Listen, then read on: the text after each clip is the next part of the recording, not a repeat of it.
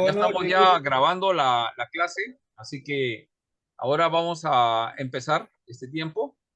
Buenas noches, César. Carlito, buenas noches.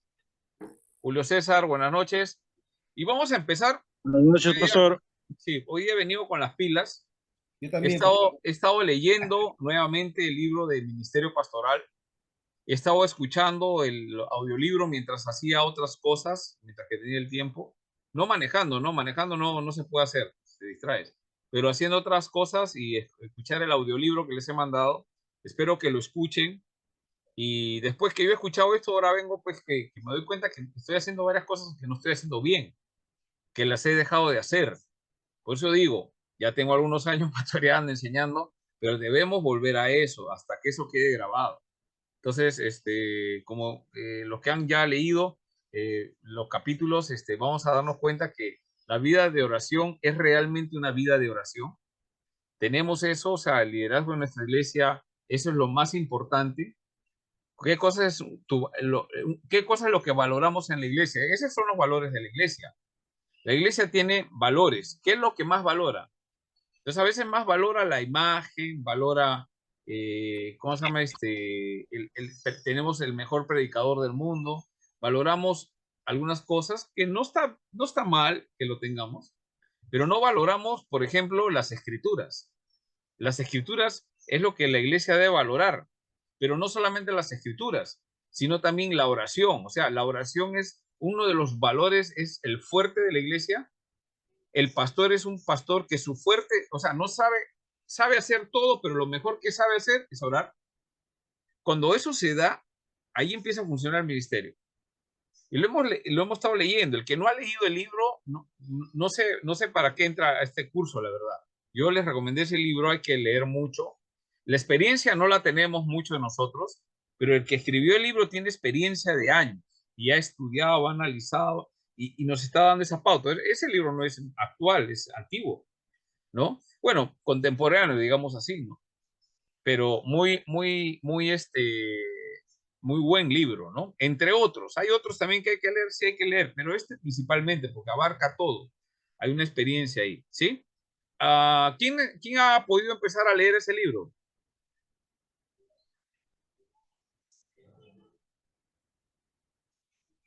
Tranquilos, no se emocionen. Este, yo sé que todos han leído, todos quieren decir ya, pero a ver, ¿quién ha empezado a leer el libro?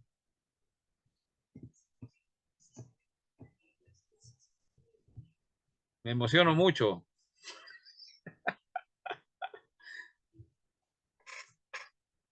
¿Nadie? ¿Franco No, pastor. o No, me están en estos días estoy terminando de ver hermenéutica y estaba ya, pensando a partir de mañana ya. recién comenzar a leer. Todavía no, ya muy bien.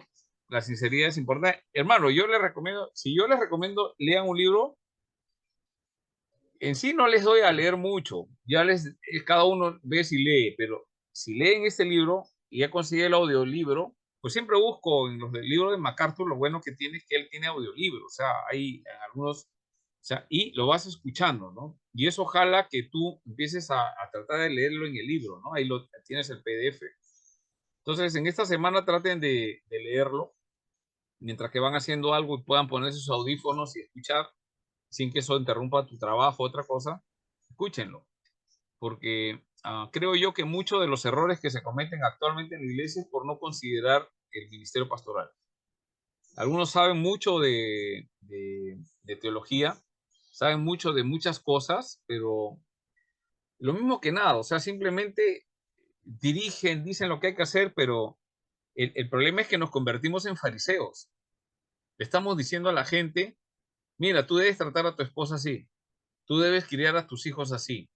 Después nuestros hijos salen con alguna dificultad, ¿sí? Entonces decimos, no, bueno, yo hice todo lo posible. No, en algo nos hemos equivocado. Hay que reconocer, Dios no se ha equivocado.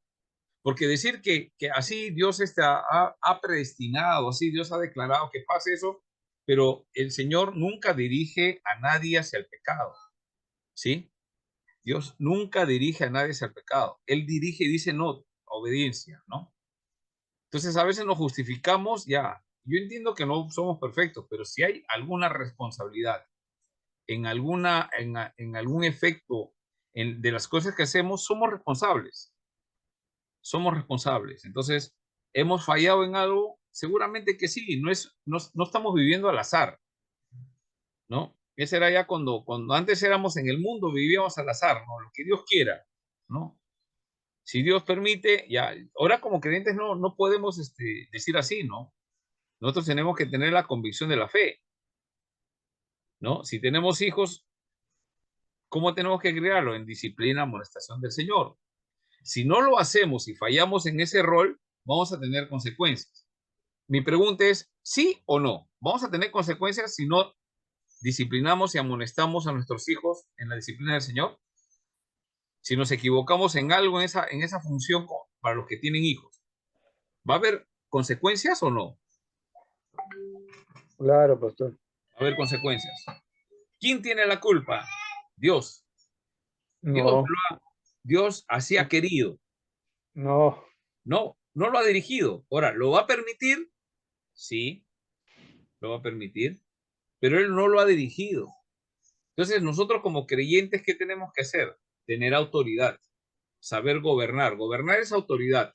Y autoridad no tiene que ver con ser jefe, sino con guiar, con ser ejemplo, ¿no? Para poder sacar adelante, primeramente, a nuestra familia.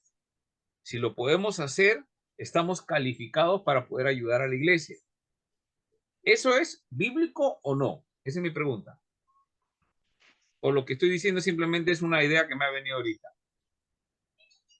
¿Ustedes qué dicen? ¿Está en la Biblia? El que no sabe gobernar bien su casa, ¿cómo podría gobernar la iglesia? Es bíblico, pastor. Está dentro Sí, de la Biblia. creo que sí, ¿no? Claro. Aun a pesar que de repente nos podamos ofender, y eso hay que tener cuidado.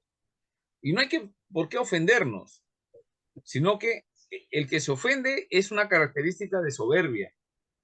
Nos fastidia, sí. Nos puede fastidiar, sí. Alguno dirá, ¿y qué se cree este? Perfecto. No, yo estoy diciendo que no, estamos en eso. Pero alguien tiene que decir, según lo que vamos viendo, porque si observamos el ministerio pastoral en la iglesia, que no solamente es el pastor, sino que también tiene que ver con los ancianos y con los líderes que están en la iglesia. Un líder no puede estar viendo los errores de las personas.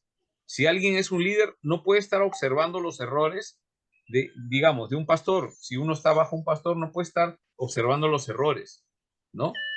¿Por qué? Porque toda persona tiene algo bueno y algo malo. Observemos lo que tiene bueno y los errores que de repente hay, no tenemos por qué exponerlos, sacarlos a la luz, sino tratar si te has dado cuenta de eso, tratar de ver cómo, por medio de la oración, Señor, no sé ser el Señor, y cómo puedo hacer para poder ayudar en ese sentido. ¿Cómo puedo hacer para cambiar esa realidad? ¿No? Y ahí es el aporte de cada líder en la iglesia, ¿no? Entonces, ¿qué estamos haciendo? A través de eso estamos reconociendo que Dios tiene el control. Si estamos bajo un pastor, el pastor está dirigiendo. No lo está haciendo por alguna razón, está fallando en algo, pero necesita la ayuda de otros que le ayuden a levantar sus brazos, ¿no? Tipo Aarón y ¿cómo se llamaba? Ya me he olvidado el otro que alzaba los brazos a la hora que Moisés oraba. Aarón y ya, ahora que me acuerdo. ¿Ah? ¿Ur qué? A ver, buscan el texto bíblico, por favor. Es ya, listo. La idea es esa, ¿no? O sea, ve que Moisés está cayendo, mira, no tiene fuerza, ya está viejo, mejor pónganme a mí. Yo tengo la solución, tengo fuerza. No es la idea es sostener. Me dejo entender, eso es liderazgo, ¿no? ¿Quién estaba batallando? Josué. Moisés ya no puede ya pelear. ¿Qué hace? Tiene que orar, Claro. ¿no? Entonces, Pastores, Ur y Aarón. Ur y Sí, Aarón, muy bien. sí. Gracias, Éxodo, Wilson. Creo que Max acertó muy bien. Ur y Aarón. sí. Ya. Éxodo 17:12, bíblicamente. Excelente, gracias. Para ratificar, ¿no? Para que no Ajá, nos claro, vuelva a olvidar. ¿Ya? claro. Entonces, el punto no es tumbarnos a la gente. O sea, Yo dije Ur. ya, muy bien, César, gracias. No es el punto tumbar a la gente en la iglesia. me dejo entender, no es agarrar y empujarlo al culpable, ¿no? Algo que le escuché, por ejemplo, a ustedes, yo sé, muchos de los que estamos acá de repente no están de acuerdo con el ministerio de Dante Gebel, ¿no? Pero entre las cosas que yo he escuchado de él, dijo algo muy cierto. Dante Gebel dice que no ha conocido un peor ejército que la iglesia. Algunas iglesias, no todas, ¿no? Donde los soldados rematan a sus propios soldados, a los suyos. O sea, pasan y los rematan. Y muchas veces los cristianos somos así. Estamos viendo que alguien está fallando, el líder está fallando y ¡plum! Le dan encima. Salen a otros lados a hablar. Le echan En más vez, combustible. me dejo entender, eso no es ministerio pastoral. Si alguien está haciendo eso, estamos en un error. Porque la iglesia no es de nosotros. Las ovejas en la iglesia tampoco son de nosotros. Es de Cristo. Él sabe lo que va a pasar. Entonces, ¿qué nosotros tenemos que buscar? Justamente tratar de entender. Y si Dios te mostró ver algo, orar al Señor para ver cuál es la sabiduría para solucionar eso. De tal forma que ayude y no genere división y pelea. Lo peor que uno puede ocasionar en una iglesia, hermanos, es dividir la iglesia. Dios me libre de hacer eso. Si alguien no está de acuerdo con algo, el consejo más sano es, uno se retira de la iglesia, pero se va sin llevarse a nadie, sin ponerle cosas en la cabeza a las personas. Porque si uno lo hace lo contrario, está yendo en contra de la palabra de Dios.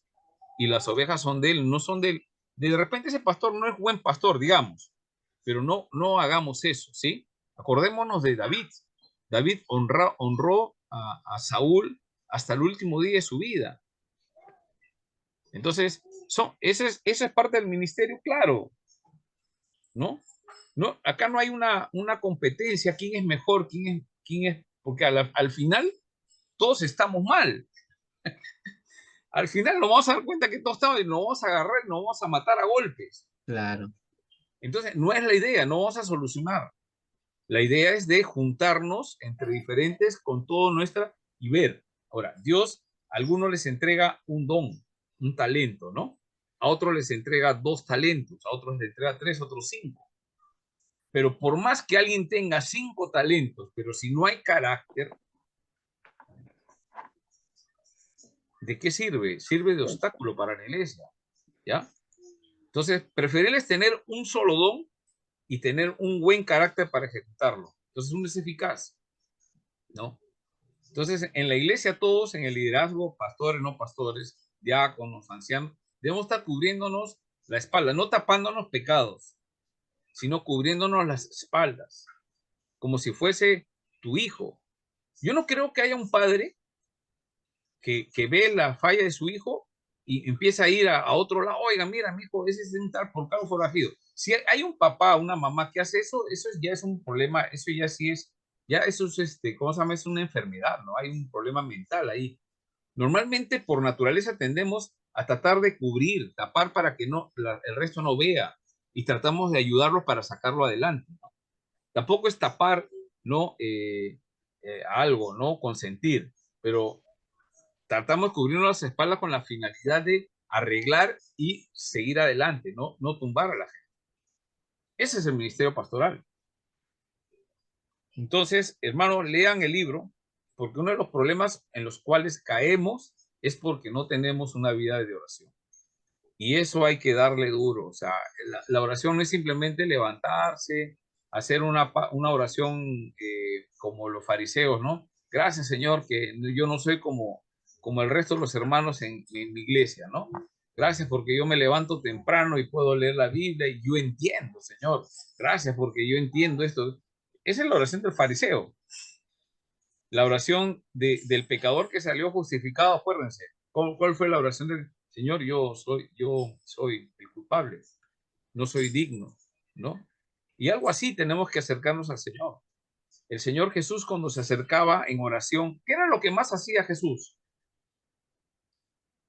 ¿Milagros? ¿Qué es lo que más hacía Jesús? Lo que se decía primeramente es, él oraba, pastor.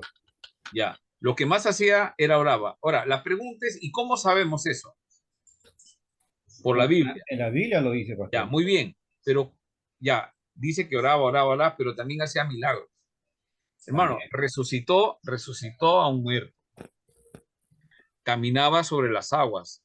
Detuvo la tempestad. Eso es fuerte. Pero ¿por qué es la oración? El punto de énfasis de ¿cómo se llama? De Jesús. ¿Por qué? Porque Jesús ahí pone ¿y de dónde está Jesús? Bueno, vengo de orar por ustedes. Pastor, Un aplauso. Estoy orando por ustedes. Soy más espiritual que ustedes. Sí, pero Jesús oraba a través pidiendo al Padre. Y sí, él decía en sus oraciones, que mis oraciones, tanto por el Padre, Él me lo dio. O sea, ustedes son escogidos por mi Padre. ya.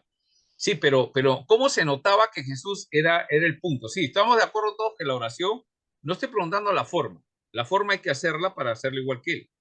Pero pastor, para orar hay que buscar la Queremos forma, tener la porque hay- efectividad de Jesús, queremos ser como Jesús, tenemos que orar como Jesús, tenemos que predicar como Jesús, tenemos que tener compasión como Jesús, tenemos que aprender a perdonar como Jesús perdonó, aunque nosotros no perdonamos pecados. Tenemos que tener esa humildad para acercarnos al Señor cada momento, que sea lo más importante. Queremos tener éxito, pero queremos, ¿cómo? Entonces la pregunta es, la clave en todo su ministerio, ¿qué cosa era? La oración. Pero Jesús dijo, sí, yo soy el mejor orador. Miren, no dijo eso. La pregunta es, bíblicamente, ¿cómo yo puedo ver que la oración era lo que más resaltaba en su ministerio? ¿Cómo podemos saber? Bíblicamente, hay un texto bíblico. A Pedía ver, pues que se haga la voluntad la voluntad de Dios, por prácticamente la voluntad de su Padre, ¿no? sí, Y él no, siempre no, pedía por la voluntad de su padre, correcto, pero ¿cómo? O sea, él pedía la voluntad, ¿cómo se enteraba? A ver, hermanos que están con la cámara apagada, por favor participen, porque no están participando, no van a tener nota de participación. Yo sé que están ahí, no quieren interrumpir mucho para que podamos hablar otros, pero la clase no se trata de eso, se trata de participación. Entonces tratemos de participar, no solamente me están escuchando, traten de participar. Acabo de preguntar si, mira, ahorita estoy hablando, pensé que ya habían leído un poco, ¿no? Entonces, uno de los puntos en el libro que les he mandado a leer, alguno dirá, pero qué importante es el ministerio pastoral. Yo te hago una pregunta. ¿Tú qué quieres cuando dice teología pastoral? ¿Qué querías aprender? ¿Más exégesis? ¿Más griego? ¿Qué querías aprender? Los 5 puntos para pastorear y que la gente te obedezca. ¿Eso querías aprender? Eso es lo que tenemos del ministerio. La mejor estrategia para poder ganar almas. ¿Eso quieres? ¿Eso estabas esperando en teología pastoral? ¿Eso es lo que estamos esperando? ¿O estamos esperando cómo es la mejor forma de ser un pastor? ¿Cómo entender el ministerio? Y de eso estamos hablando. Y el libro que les he dado para leer tiene que ver con eso. Es la experiencia y estudio de otra persona que tiene. En ese libro plasma muchas cosas que son relevantes. Y una de esas es la oración. Estamos tratando el tema. Y Jesús oraba. Él es el pastor, ¿no? Él es el pastor de de Salmo 23.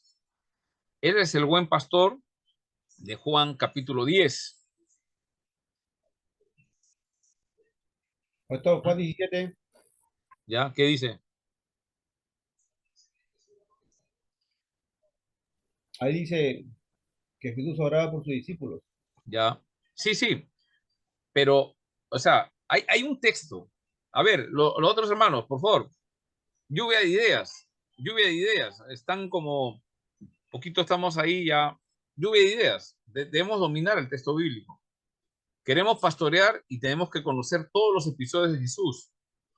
Tenemos que conocer muy bien y dominar los evangelios. ¿Usted para qué ha estudiado evangelios sinópticos? ¿Para saber la teología? ¿Para qué?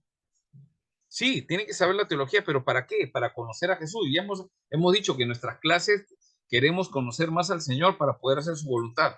Teología pastoral llega en este momento justamente para evaluar un poco lo que se está haciendo, lo que es el mal entendimiento del ministerio pastoral. Si uno hace una encuesta y revisa las encuestas, si usted sale a su barrio o cualquier sitio, un pastor está, ¿cuál es la imagen de un pastor? ¿Es positiva o negativa la imagen de un pastor en el Perú? La verdad.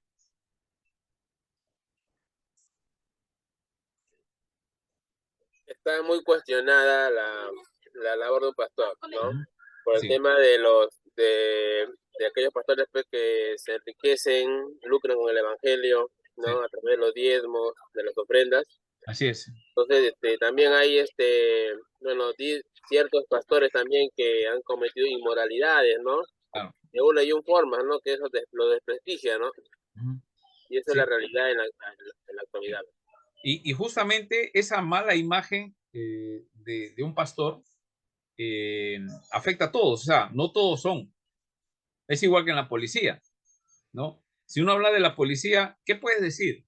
¿Es, es una policía sana o corrupta? ¿Cuál de las dos definiría la policía del Perú? Con yape. Oyape. Así de simple. Ahora, ¿hay buenos policías? Sí hay, pero no los encuentras. La mayoría son malos.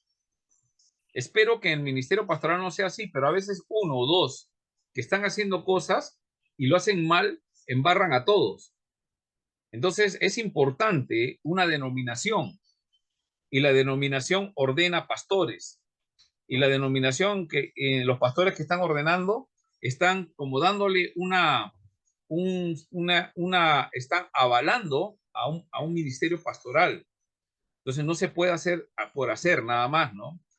Entonces, esa es la diferencia, ¿no? De un pastor que se autodenomina pastor, abre una casa, cualquier cosa, y junta gente, pero no se sabe quién será por dentro. En una denominación es diferente. Entonces, a ver, seguimos preguntando, ¿por qué la oración cuál texto bíblico nos dice que el ministerio de Jesús con respecto a la oración era el centro del ministerio?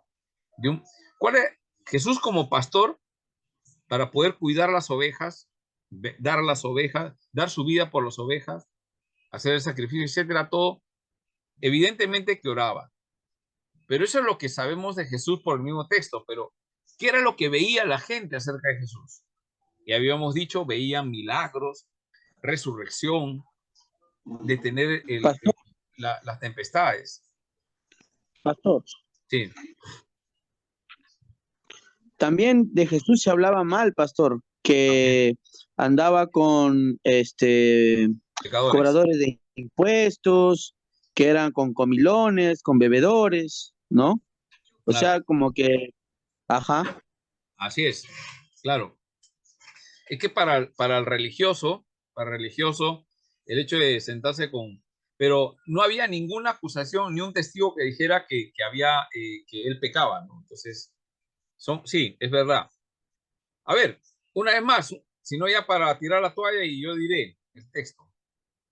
¿Dónde la Biblia dice en los evangelios que se nota que el ministerio de Jesús era importante y los apóstoles querían hacer eso? Ellos se dieron cuenta. Eso es lo que él hace. Ahí está la clave. Que la vida de oración es la clave del ministerio pastoral. cuando dice velad y orad para que no entréis en tentación, pastor. Ya es uno, pero hay otro que es fehaciente. O sea, a ver, alguien más, por favor, ideas. Den ideas. Lucas 11, Lucas 11, ¿qué dice? Lucas 1 y 4 A ver, enseña a orar el Padre. Julio, Mateo por 21. favor. Uno, Lucas solamente 2. Julio, para no se crucen las voces. Julio, a ver. Julio, Estoy en celular y no tengo. ya, no, di. Bueno, ahí lo que podemos ver es que ellos piden cómo orar. Y es el Ya. Padre Nuestro. Ya, muy bien, esa es la respuesta. O sea, podemos encontrar en muchos pasajes donde dice que Jesús oraba así, correcto. Pero ¿sabes qué? La vida de oración de Jesús era tan poderosa que no se basaba simplemente en tener un poder, tener autoridad, sino que esa autoridad estaba en sujeción al Padre y el poder del Espíritu Santo. y por esa razón él oraba. Y ¿sabes qué? Los discípulos se dieron cuenta. No era un secreto porque Jesús no lo escondía, sino era parte de la esencia de su ministerio. Como ministerio, como pastor de las ovejas, Jesús, ¿qué hacía? Oraba. Y ¿sabes qué? El impacto no es solamente que él dice lloro, lloro, lloro, sino que los discípulos a quien está enseñando se dieron cuenta que Jesús oraba y por esa razón no le piden, Señor, dame poder, bueno, excepto Jacobo y Juan, ¿no? La mamá, ¿no? La mamá que de los dos que querían que le den un lugar cuando el Señor reine, gobierne su reino. A Juancito lo pones a la derecha y a Jacobo lo pones a la izquierda, ¿no? Una mentalidad recontra carnal, ¿no? Y Jesús le responde con mucha clase, ¿no? Con mucha bondad y compasión. Esos lugares ya están separados, ¿no? Eso lo entrega mi Padre que está en los cielos, no yo. Pero bueno, justamente una de las cosas que había observado los discípulos es que Jesús oraba. Y por esa razón no van y le piden, Señor, danos poder. Lo que le dice, Señor, enséñanos a orar. Enséñanos. Señor, enséñanos a orar. Yo no sé si esto es para ti es el punto. Sea para ti o no sea, y sea otro texto más importante, pero este es el que se ve. Este es el que los discípulos miraban. Jesús, ¿qué hace?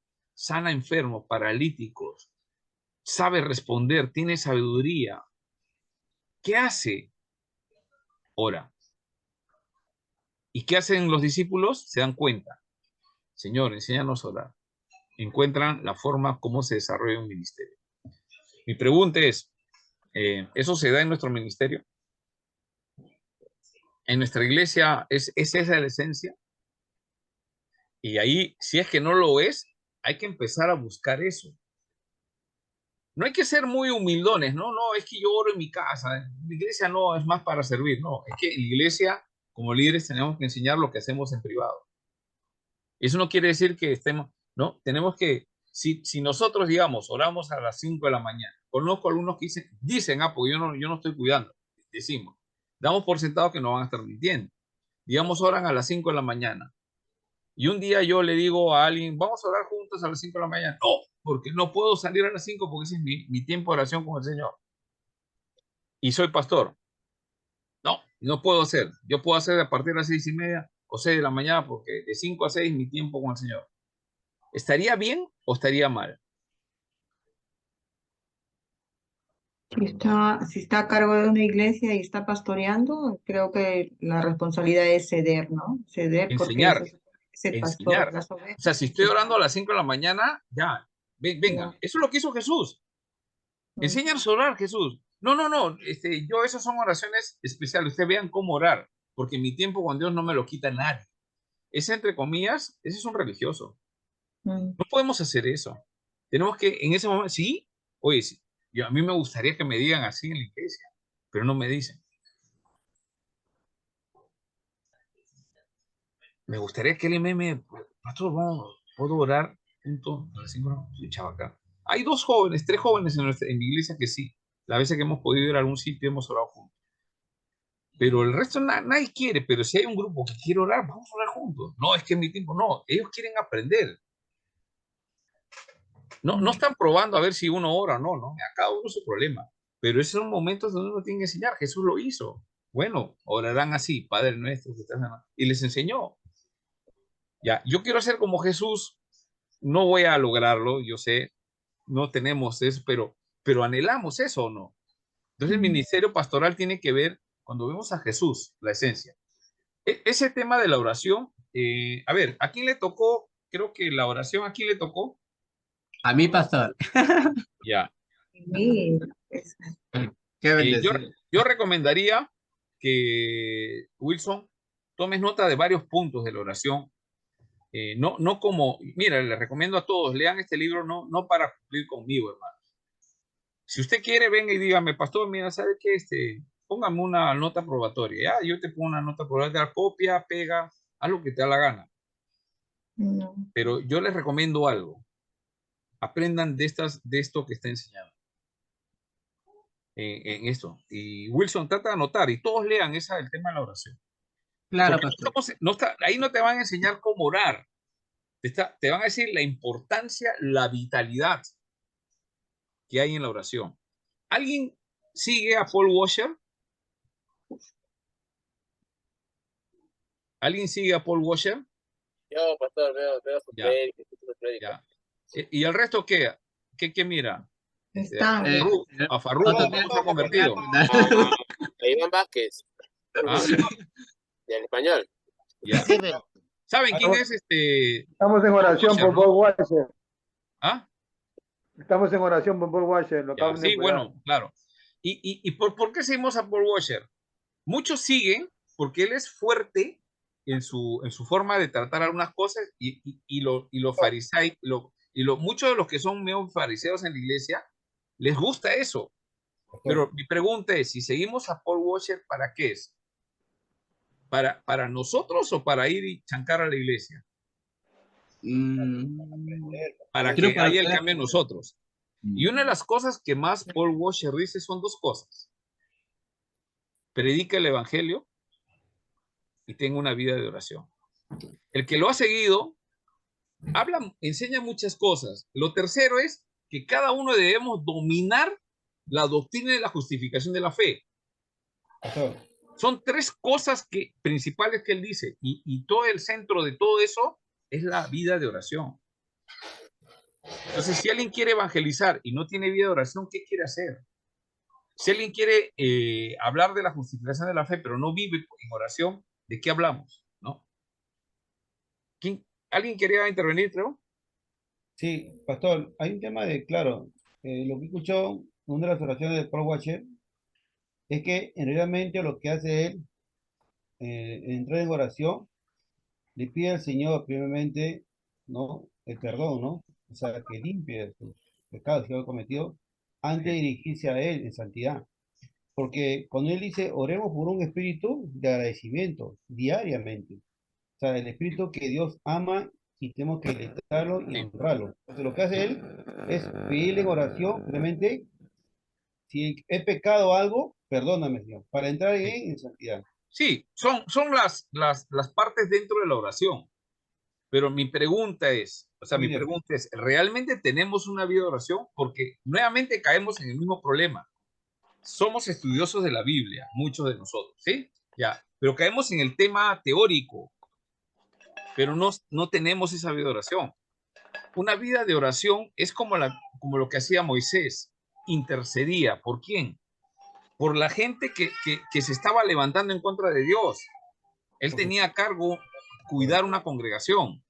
Era Israel en el desierto. ¿Y qué hacía? Él intercedía. ¿Realmente estamos haciendo eso? Entonces, la vida de oración es la clave. Ahora, no vamos a entrar en el tema de oración, porque eso ya cada uno sabrá. El punto es, en el ministerio pastoral, que es nuestro curso, teología pastoral, ¿la oración es parte o no es parte? ¿Qué cosa es la oración en nuestras vidas? Es un encuentro con el Señor para que nos dé la provisión. Ya. Entonces, no vamos a seguir hablando más de esto porque yo creo que todos son gente de oración. Si no lo son, se han equivocado de ministerio. Sí, así de simple, o sea, así de simple, ¿no? Si no oras, no hay Y la vida de nada. oración no es su centro, entonces, ¿qué quieren hacer? O sea, no sé. Lo que pasa, pastor, de nada, de verdad, de nada, no sirve de nada tener la doctrina, pastor, correcta si seguimos viviendo en una vía impura, pastor. Es de verdad. Pero es que justamente, ¿qué cosa es lo que nos hace santos? Porque tú estás hablando de santidad. ¿Qué nos hace santos? Orar. Para que no caigan en tentaciones. No, pero ¿qué nos hace santos, pues? Lo que nos hace santos es cuando tenemos esa relación con el Señor. Yo cómo me doy cuenta que alguien está viviendo en santidad, cuando está con buena relación con el Señor, cuando su relación es constante. Porque en el momento que tú te separas y piensas que puedes hacer solo, separados de mí, dice Jesús, Nada, Juan capítulo 15, Juan capítulo 15, con claridad Jesús dice, separados de mí, nada podéis hacer. nada puedes hacer. Y no es solamente caer en adulterio, en agarrar dinero, no solamente en eso, Por eso, sino, pastor, dice, por eso que Mateo 7:21 dice bien claro, de todo el que dice Señor, Señor, dice, no entrará en el reino de los cielos, sino el que hace la voluntad de mi Padre que está en los cielos. ya. ¿Y qué es hacer la voluntad de mi Padre? Entonces, a veces estamos en la iglesia, podemos estar en la iglesia, pensamos que estamos haciendo un ministerio pastoral, simplemente porque estamos pastoreando, ayudando a pastorear o lo que sea en la iglesia que estemos ayudando, y pensamos que estamos haciendo la voluntad del Padre. No siempre, no siempre. Hacer la voluntad del Padre es ganar almas y hacer los discípulos. Mi pregunta, ¿estamos haciendo eso? ¿Estamos enseñando a hacer eso a la iglesia? Cuando la iglesia está en problemas de división, lo más seguro es que la iglesia no está sirviendo al Señor. El que no sirve, o sea, que no está en el servicio en la iglesia, no tiene un espacio de servicio, se está muriendo. Es una plantita que nació muy verde, muy bonita, con raíz todo, pero se está muriendo porque no está sirviendo. La esencia de un discípulo es servir a través de compartir, ganar almas y hacer los discípulos. Si no estamos haciendo eso, ¿cuál es el problema? Empezamos a hablar, empezamos a criticar, porque tenemos tiempo, no estamos sirviendo, no entendemos nada, no sabemos el plan de la iglesia, no hay una visión en la iglesia, no hay una misión definida, no hay objetivos, no hay propósito, no se entiende nada.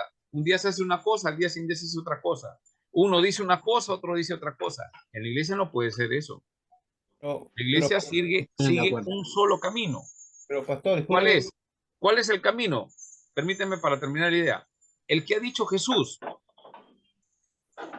hacer su voluntad. Y la única forma de hacer su voluntad es que Él nos diga qué hacer. ¿Y cómo yo busco eso? A través de la oración. Si eso no hay, entonces estoy haciendo lo que yo creo que es mejor, que puede ser una buena idea, pero que no necesariamente es la voluntad del Señor. Y si todo mi ministerio lo estoy haciendo así, al final al final de los tiempos voy a decir, Señor, Señor, yo hice milagros, yo prediqué tu palabra, yo enseñaba en el seminario, teología pastoral, Señor, escatología, Señor, yo enseñaba. Y el Señor, ¿qué me va a decir? Apártate de mí. ¿O no? No todo el que dice Señor, Señor entrará al reino de los cielos, sino el que hace mi voluntad. No, pues yo estaba hablando de la Biblia, yo estoy enseñando santidad, estaba enseñando esto, cómo orar, pero no estoy haciendo su voluntad. Soy un hacedor de maldad. El que no hace la voluntad, así yo sea intachable, digamos, como moralmente, no he agarrado nada, no he mirado nada, así, nada. Todos mis pecados confesaditos todos los días ahí con el cura. Señor, pero me va a decir, yo no te conozco. Ese es lo que justamente citaste, César, ¿no?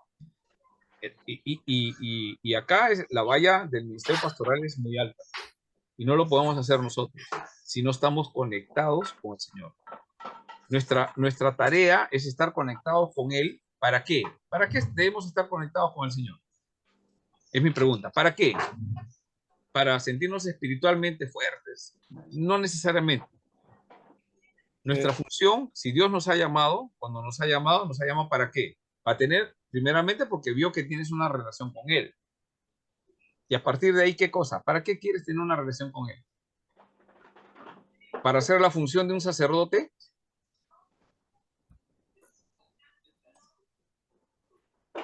Porque si no, estamos volviendo nuevamente a la Iglesia Católica. Que yo soy el que intercedo y yo soy el que intercede. Hay que interceder, sí, pero a las personas hay que enseñarles ¿a qué? A tener una relación personal con Jesús. Y eso se llama ganar almas y hacer los discípulos. Nosotros no podemos estar, sí, ya, traigan sus oraciones, yo oro. No, hay que enseñarles a orar, como Jesús oraba. Pero ¿cómo yo le voy a enseñar a orar si yo no tengo esa relación de oración? Alguien se va dando cuenta de la importancia. O sea, eso es teología pastoral. Eso es ministerio pastoral. O sea, estamos viendo como cualquier cosa el ministerio pastoral. Por eso que la iglesia o sea, en vez de crecer, retrocede. Aparentemente está quitando todo lo impuro de la iglesia, ¿sí? Ya no hay que poner esto, hay que sacar músicos, hay que predicar sin humor. Hay que poner esto, hay que pintar así, hay que hacer esto. Ya, muy bien. La pregunta es, ¿han venido más personas a la iglesia? ¿Nuevos creyentes? ¿Esos nuevos creyentes están haciendo discípulos?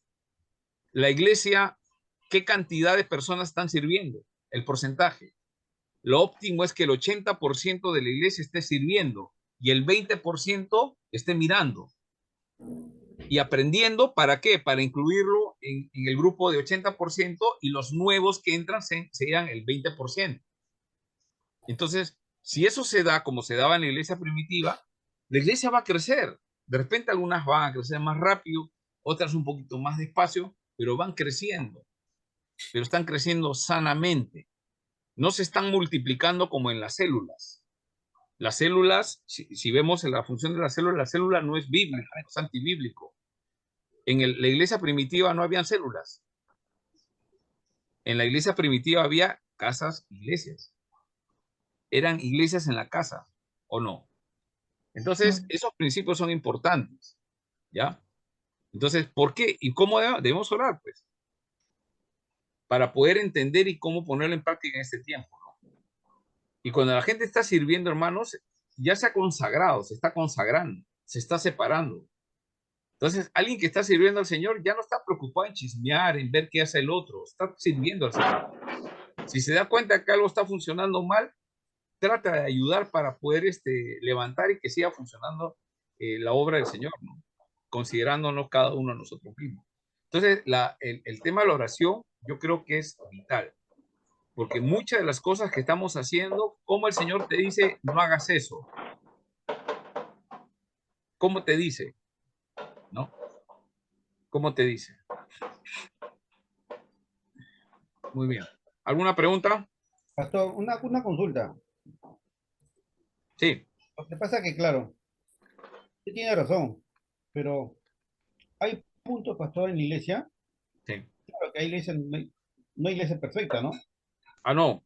Muchos Eso no. predicadores, pastor, hay muchos predicadores, digamos, o muchos pastores, mejor dicho, eh, ablanda la predicación. O sea, suaviza, ¿no? El pecado. O sea, y no son directos de hablar correctamente a la palabra de Dios. Entonces, ¿cómo un líder, o cómo ese líder, o cómo ese diácono, o ese anciano puede crecer en la iglesia si no vemos que hay pastores que son correctos? O sea, hablan a su modo, pero no lo hablan. Entonces, ese es el tema, ¿no? Porque al finales, lo malo encontramos a veces como dijo John Piper, ¿no? Prefiero hablar duramente la palabra, que te duela, en lugar de hablarte blando y que te sientas cómodo.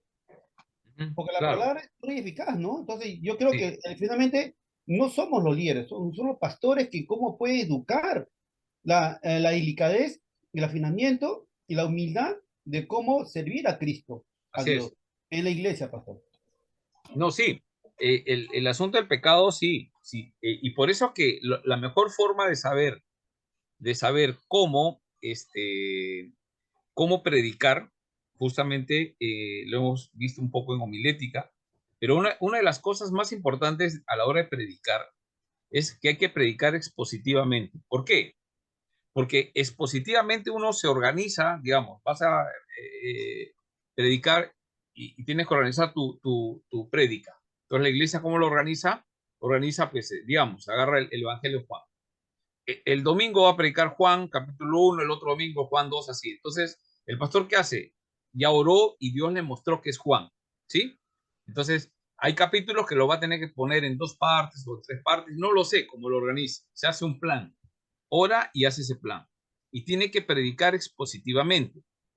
Y donde diga que hay pecado y hay que decirlo, sí tiene que decirlo. Si el texto no habla de pecado, no tiene por qué decirlo. Entonces, tiene ya una intencionalidad, el Espíritu Santo le guió para eso y tiene que predicar expositivamente. Si ese día no habla de pecado, entonces el pastor o el predicador no debe hablar de pecado, meter pecado, eso se llama eisegesis. Tiene que hacer exégesis, sacar lo que el texto dice, ¿sí? Entonces, el día que corresponda, sí, tiene que darlo. Ahora, ¿cuál es el problema de eso? Cuando John Piper está diciendo, o muchos predicadores, cuando analizamos, sí, no están tratando con suavidad. El evangelio debe incomodar. Yo creo que el evangelio debe incomodar. Si no me incomoda, entonces quiere decir que estoy bien. Ya me están saliendo alas y fluorescentes. Si alguien piensa que es eso, está mal. El evangelio te debe incomodar, ¿sí? Eso fue lo que nos pasó, creo, a todos nosotros. O sea, estamos viviendo en pecado. Arrepiéntete, deja ese pecado. Pero no puedo arrepentirme, a mí me gusta. ¿No? No te conviertes. Pero llega un momento que el evangelio algo pasa, te predican lo mismo que te predicaron hace algunos años, y ahora sí, sientes un arrepentimiento genuino, y tú dices, ¿cómo es posible que haga eso? Pero antes sí lo hacías normal. Es que ha habido una obra regeneradora del Espíritu Santo. Antes no lo hizo. ¿Por qué? Porque Dios no quiso. Ahora quiso. ¿Sí? Eso sí lo hemos visto un poquito en la obra del Espíritu Santo, ¿correcto? Entonces hay una regeneración, una nueva criatura, hay un cambio, ¿no? Pero el pecado hay que predicarlo siempre en cuando el texto lo diga. Si el pecado no apunta ahí, no nos hagamos problema. Por eso es importante la predicación expositiva. Lo dijimos cuando estuvimos estudiando homilética, ¿no? Aún me hubiera gustado poder llevar con ustedes exégesis, porque el exégesis nos ayuda a sacar, extraer lo que el texto dice, y lo que dice el texto tenemos que exponerlo. No puedo yo, ya. Ahora, ¿cuál es el problema? Que muchos predicadores o pastores predicadores no saben cómo tratar el pecado en la iglesia. Digamos, ahí tal vez ya le salió su aureola a Wilson, ¿no? Entonces, digamos que Wilson está pastoreando, ¿no? Y hay un joven en la iglesia que está teniendo relaciones sexuales con una jovencita de la iglesia, ¿no? Es alguien que no está en el ministerio, no está en ningún ministerio, simplemente es un asistente a la reunión de jóvenes. La pregunta es cómo manejamos ese asunto de pecado. Entonces, el domingo, Wilson busca un pasaje donde haya que el pecado de fornicación, y el domingo empieza a predicar fornicación, que es pecado. Yo hago una pregunta, ¿eso es correcto? Ya Wilson dice no, pero el resto quiere escuchar, César, los otros hermanos. El resto, hermanos, o sea, yo vi eso en la iglesia, ¿ya? Wilson vio eso, hay una parejita que aparentemente, él no es el colchón de ellos, sino simplemente parece que sí lo están teniendo, ¿no? Entonces la pregunta es, ya muy bien, entonces ahora, chavo, voy a predicar sobre el adulterio, la fornicación y las consecuencias del pecado. ¿Estaría bien? No está bien, y eso yo pensaba antes que estaba bien, pero ahora... Ya. A ver, José Luis, explícanos, ¿por qué no estaría bien? Porque estás haciendo Pública su falta, ¿no? Entonces así no sería. Lo ideal sería conversar con esas personas sobre ese tema que está pasando. Y quizás más adelante predicar un tema de pecado, pero en otra modalidad, ¿no? Buscar lo que ellos se sientan culpables realmente de su falta, ¿no? Ajá. Eso A sería ver, lo ideal. Pablo, ¿qué harías tú allá en Huánuco? ¿Cómo abordarías esa situación? Has visto que hay una pareja que no está afectando ministerialmente a la iglesia, pero sí hay eso. Alguien se habrá dado cuenta, por ahí te habrán dicho. Entonces, ¿tú prepararías un mensaje el día domingo desde el púlpito? ¿Qué harías? No, bueno, yo lo que, Pastor, ¿cómo está? Buenas noches. Disculpe. Buenas noches. Bueno, yo lo que haría, normalmente siempre les llamaría a los dos, ¿no? Para conversar, pero no expondría, ¿no? Se llama a ellos. Les diría en forma interna, Pastor, ¿no? Ya, muy bien. Gracias, Pablo. A ver, otra opinión. Miren, escúchenme, estamos en clase de teología pastoral. ¿Cómo aplicamos, o sea, cómo solucionamos? O hay un problema, definitivamente, esa parejita no debe seguir viviendo así. No tanto porque me va a pasar algo a mí como pastor, como en el caso de Wilson, ¿no? A él no le va a pasar, seguramente él no está fornicando, él no está adulterando, pero él tiene que hacer algo para ayudar a esa pareja. Claro. El tema está cómo lo harías. Lo sacas el domingo no dice su nombre, ¿no? Claro, obviamente nadie va a decir el nombre, pero... Al momento, con pan caliente, ¿no? Pues, ¿no? Estás dando a entender justo, ¿no? Esas parejitas que esto, ya. ¿Qué harían? Por favor, levantan la mano y me dicen. Para, brevemente también, no nos van a mandar una prédica Pastor, ahorita. disculpe, pero Sí, digamos, César. si yo fuera pastor, Ujú. yo de verdad me preocuparía, o sea, ¿cómo están todos los líderes? No. Primero, El caso, primero en este caso. O sea, hay ahí esa en caso, pareja ahí, en la ahí. iglesia de jóvenes que están, tú te has dado cuenta de eso. ¿Predicarías el día domingo sobre, ese es el tema de tu predicación? ¿O cómo lo abordarías? Ese es el tema, ¿no? Porque hay esa necesidad, hay que abordarlo, hay que solucionarlo. ¿Cómo? ¿Desde el púlpito, el domingo? ¿Ese es el tema? ¿O cómo? No capiche bien, pastor, no lo entendí. O sea, ¿cómo No, usted? O a sea, ver, el pastor, Rebobina, hermana Aide, a César. el pastor dice que si nos enteramos de un tema tan delicado que es que un adolescente o un joven está haciendo cosas de fornicación, ¿qué haríamos como en el ministerio, no?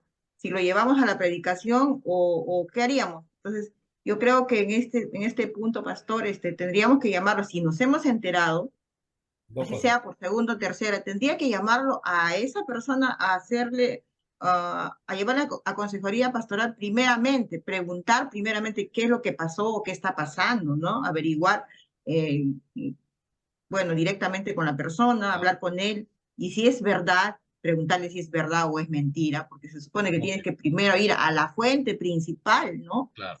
Luego de ahí Sí, tratar con ellos, pero entonces, jamás ir al púlpito, no ya, puedes hacer eso. ese es el punto que estamos preocupando. O sea, digamos en el ministerio pastoral, digamos, viene el pastor de la iglesia y te dice, no sé, estoy poniendo ejemplo Wilson, pero pónganse su nombre ahí, ¿no? Wilson, ¿sabes qué?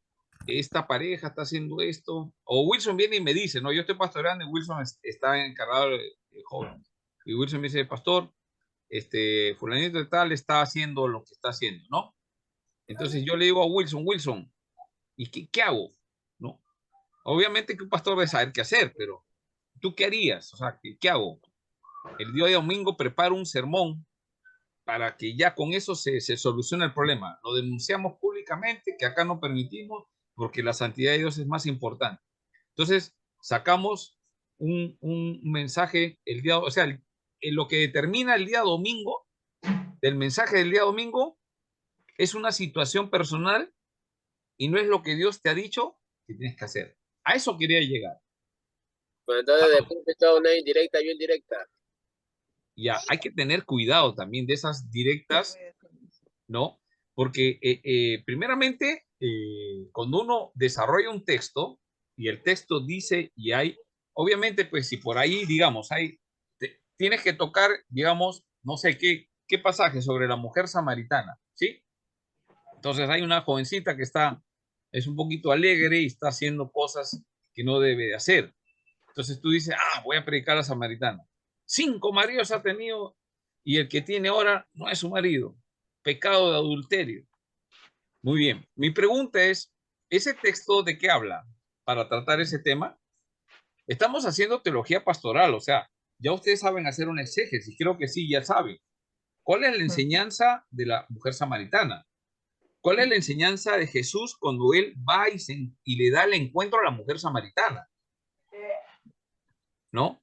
Él ve que él le dice, a ver, él le dice a la mujer, él le dice a la mujer, 5 maridos has tenido, pero esa era la intención de ir y decirle que tiene 5 maridos, sacar a luz su pecado.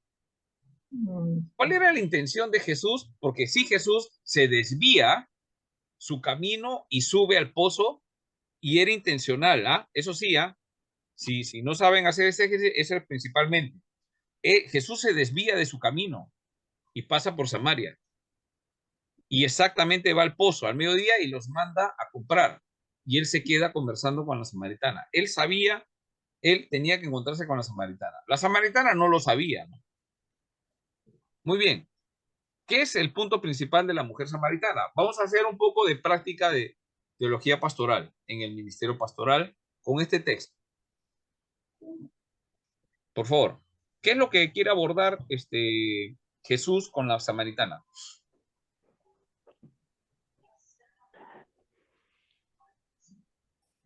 ¿Cuál es el objetivo de Jesús? ¿Avergonzarla? A ver, por favor, No. participen, participen. ¿Qué es lo que quiere Jesús? ¿Avergonzar a la mujer? Jesús le anuncia la llegada del reino y le dice pues que ellos, que los judíos adoraban con conocimiento y sabían a quién estaban adorando. ¿Ya? ¿Más? Ahora, vamos a ir por partes. A ver, ¿alguien tiene otra idea? Ojo, mi pregunta para ir dando pistas. La samaritana, ¿a qué horas estaba en el pozo? Al mediodía. Mediodía.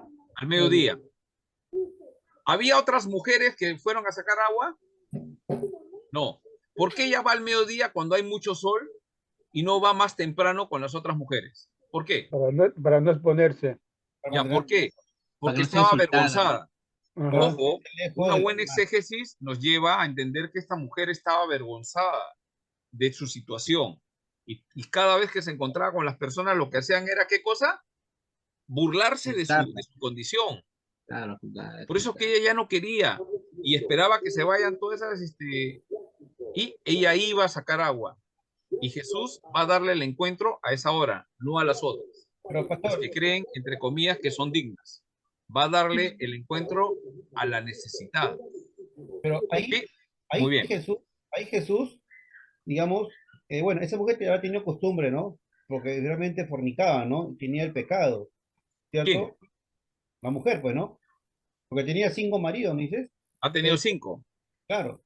Pero entonces, yo creo que la costumbre, o sea, Jesús tenía, digamos, esa mentalidad de destruir a los pecadores, o sea, al pecado ese, para que entiendan de verdad que, que estamos viendo un pecado que no es, y él ha venido a salvar, ¿no? A limpiar.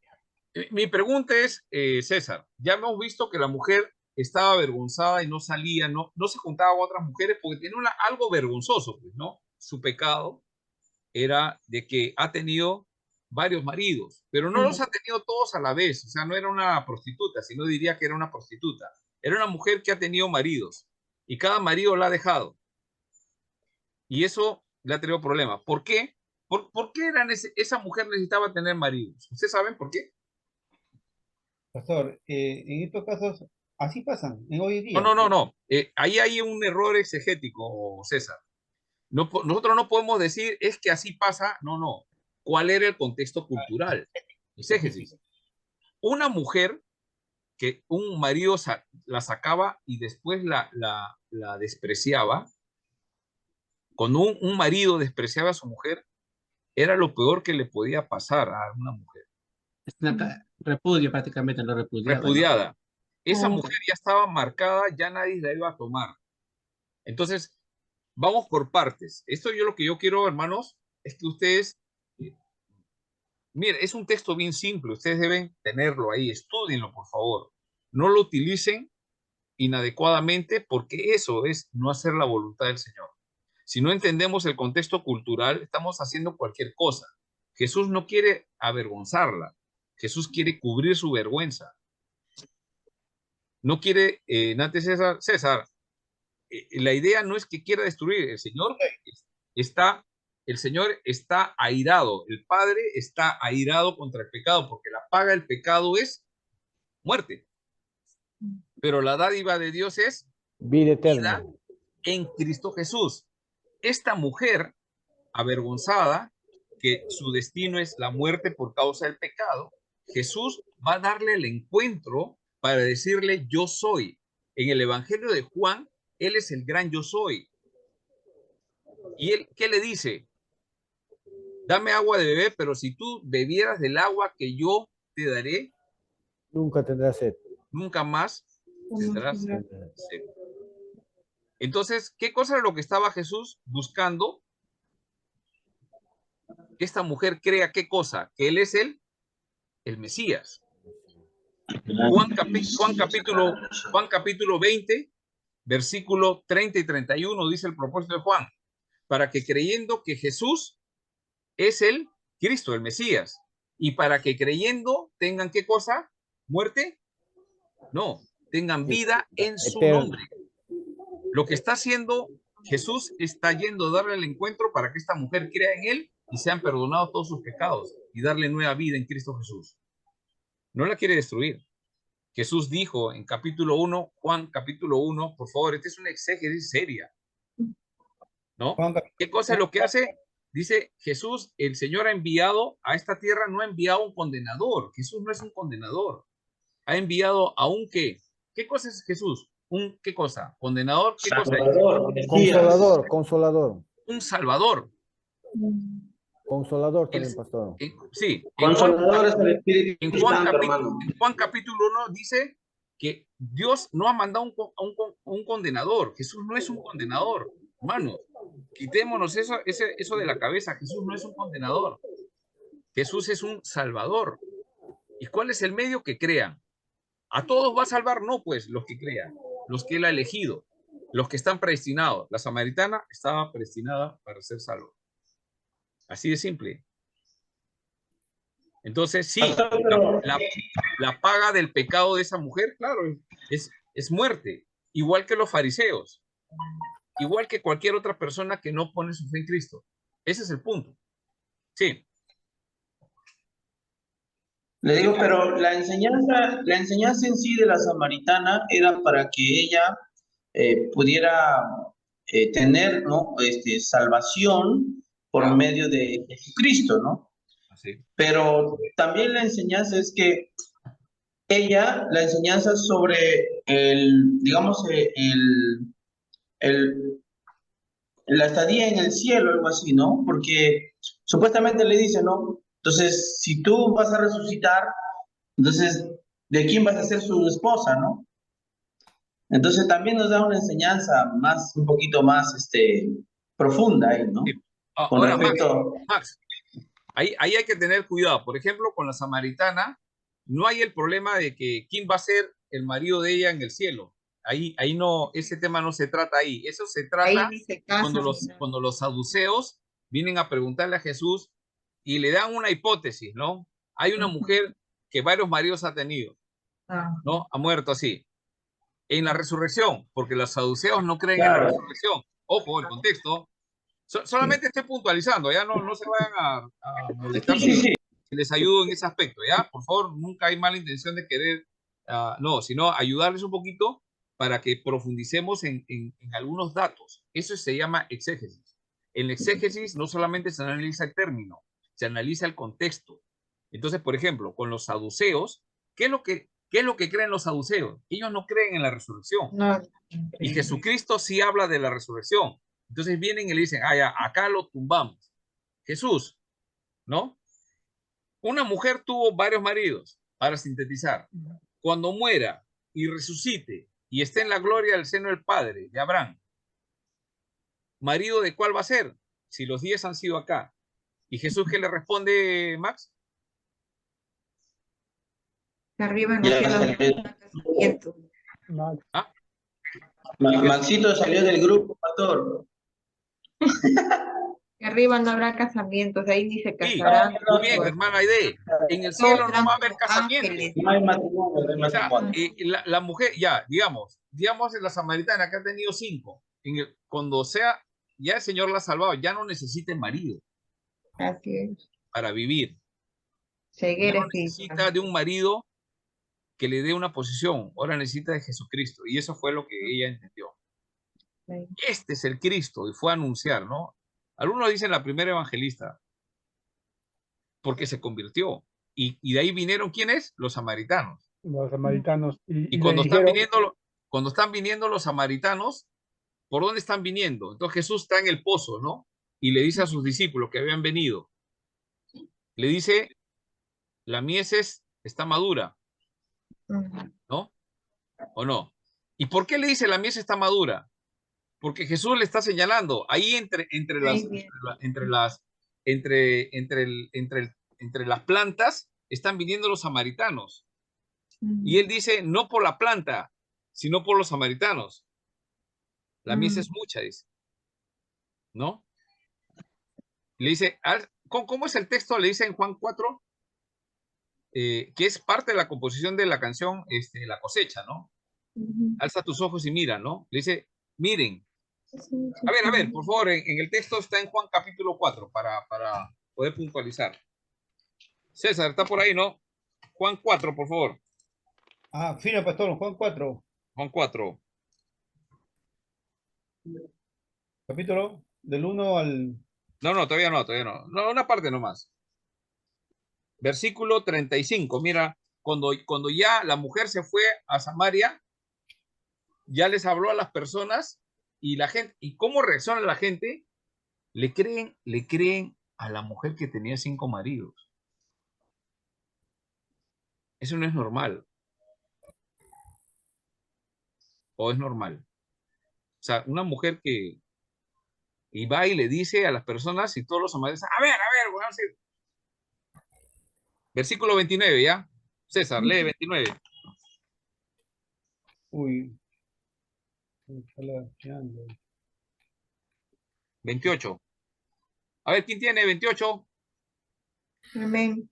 Entonces, Entonces la mujer dejó su cántaro y fue a la ciudad y dijo a los hombres. a Samaria, ¿no? Fue a Samaria y le dijo a los hombres. ¿Qué le dijo? 28, 29. Venid, ved a un hombre que me ha dicho todo cuanto he hecho. ¿No será este el Cristo? Entonces salieron de la ciudad y vinieron a él. Ya, una pausa. Hermanos, ¿qué significa esto? O sea, viene una mujer que de mala reputación, que le da vergüenza salir a estar con las personas, va y le dice a los hombres, oigan, ¿no será este hombre el que me ha hablado, me ha hecho todo lo que yo hago? ¿No será este el Cristo? Ella ya sabía que era el Cristo, pero le hace esa pregunta. ¿Y qué hacen los hombres? Dejan de hacer todo y van, hermano. Eso no lo hace una persona común y corriente, es alguien que ha sido guiada por quién? Por el Señor, es una persona regenerada, guiada, llena del Espíritu Santo. Pero mira, ¿qué pasa? Entonces salieron de la ciudad y vinieron a Jesús. 31. Entre tanto, los discípulos le rogaban, diciendo, Rabí, come. Él les dijo, yo tengo una comida que coméis, que vosotros no coméis. No sabéis. No sabéis. Ya, de ahí termina versículo 35. A ver, alguien más que lea, por favor. Versículo 35. ¿No decís vosotros, aún falta 4 meses para que llegue la siega? Ya, hay un ratito, José Luis. Jesús, ¿qué está haciendo acá? Mira, esto es lo que yo quiero que ustedes observen. Para hacer una buena exégesis tienes que observar detalles. No es simplemente repetir lo que yo ya escuché de un pastor, de un predicador. Mi labor en el ministerio pastoral es observar detalles, ¿sí? Eso lo han aprendido en exégesis, hemos visto en homilética, ¿sí? Muy bien. Acá hay algo. ¿Con quién? En el versículo 35, Jesús, ¿con quién está hablando? No decís vosotros. ¿Quiénes son vosotros? Sus discípulos. Los discípulos. Primera observación. Ustedes dicen, aún falta 4 meses para que llegue la siega. ¿En qué momento dijeron ellos eso? Seguramente ellos han observado el campo y dicen ya, en 4 meses ya tiene que venir. La siega es la cosecha, no es la siega, es una mujer que no ve. No. La siega tiene que ver con la cosecha, ¿ya? Pues, si no sabes qué es la siega, pues búscalo en el diccionario y lo encontramos. Usted tiene que tener claridad de lo que está diciendo. En 4 meses va a haber cosecha. ¿Quiénes le han dicho eso? El texto no lo dice, pero suponemos por la pregunta. ¿Ustedes no me han dicho que en 4 meses va a haber cosecha? ¿Y qué le dice Jesús? He aquí, les digo, alzad vuestros ojos y mirad los campos. Escúchame. Está mirando las mismas plantas que en 4 meses va a haber cosecha. Pero Jesús le dice, utilice esa analogía, esa metáfora. Escúcheme, eso es exégesis, por favor. No repitan lo que otros dicen simplemente porque lo dijeron. Ustedes asegúrense que lo que dijeron es correcto, ¿sí? Y si se equivocó alguien, usted tiene eso es preguntarle al Señor, ¿qué dice el texto?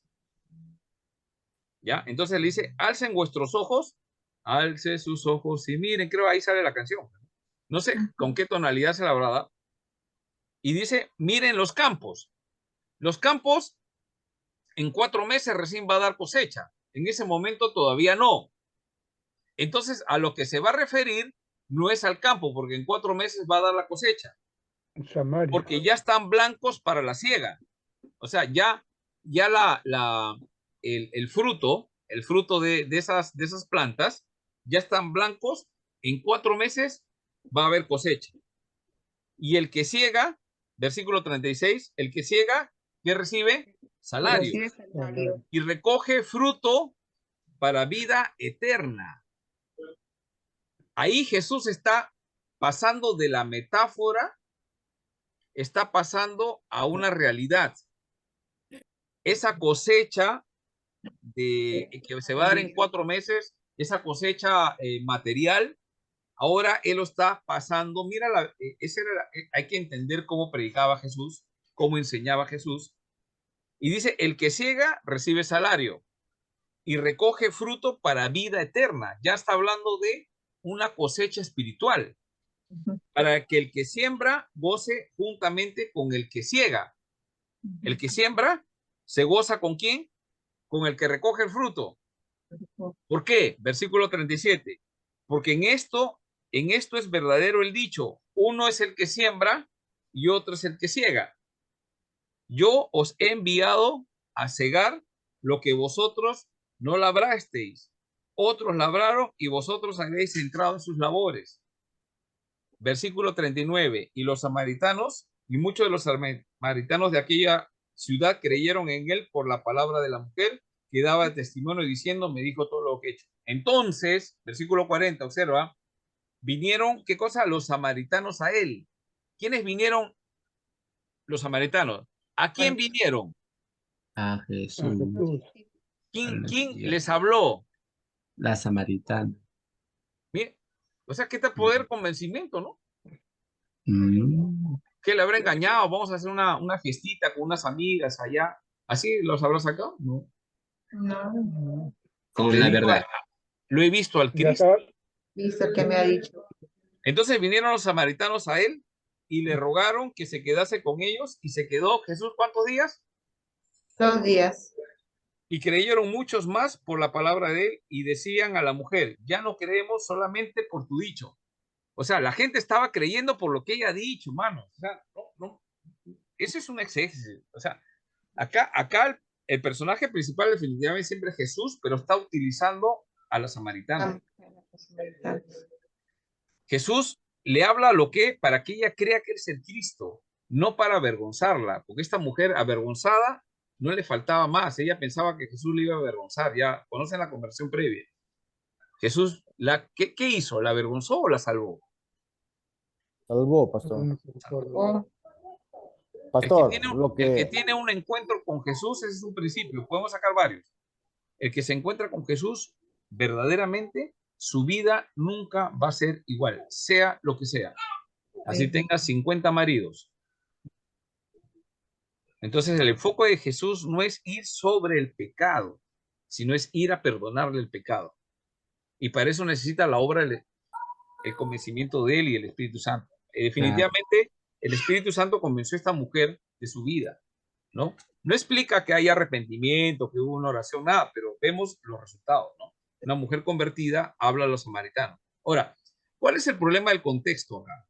¿Con quién está hablando? ¿Con judíos o con samaritanos? Con samaritanos. ¿Cuál es el problema entre judíos y samaritanos? No se llevaban bien. No se habla. No sé. El judío veía al samaritano como un perro. Pero, ahora, yo digo un perro, en estos tiempos un perro, para muchos, tiene más derechos que un ser humano, que un niño. ¿Eh? Yo tengo 2 perros, me digo bien. Sí.